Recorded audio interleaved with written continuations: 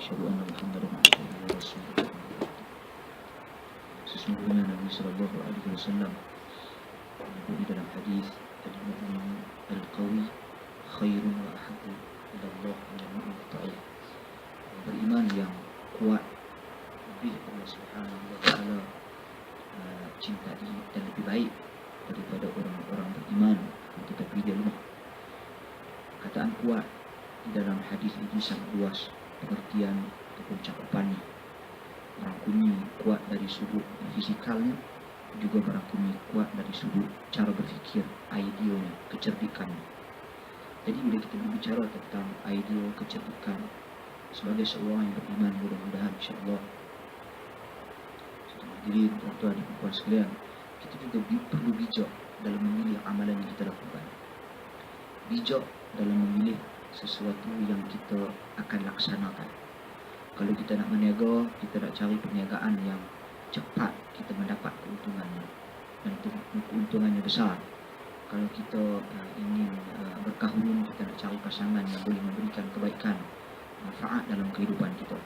Kalau kita nak belajar, sudah tentu kita nak belajar di universiti yang terbaik, kita nak guru-guru yang terbaik dan sebagainya.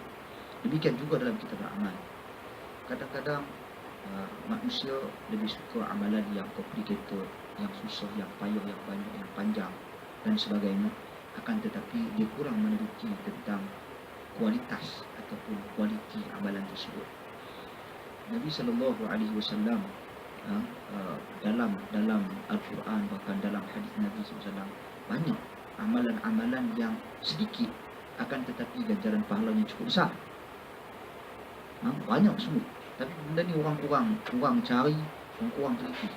Orang lebih suka benda-benda yang dilihat panjang, dilihat susah, dilihat lama dan sebagainya.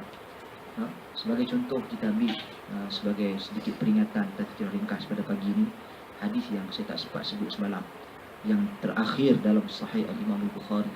Kata Nabi SAW, kalimatan khafifatan fil lisan, thaqilatan fil mizan, habibatan ila rahman, subhanallah wa bihamdihi, subhanallahil azim. Dua kalimah yang sangat ringan di lisan, mudah je kita sebut, dia tak berat pun.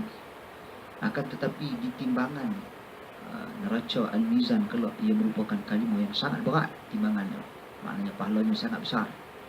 Demikian juga ia merupakan dua kalimah yang sangat dicintai dan disukai Allah Subhanahu wa taala, iaitu subhanallah wa bihamdihi, subhanallahil azim. Dua kalimah yang simple yang memang disebut oleh Nabi tentang kelebihannya, dinyatakan tentang kebaikan dan kedudukannya.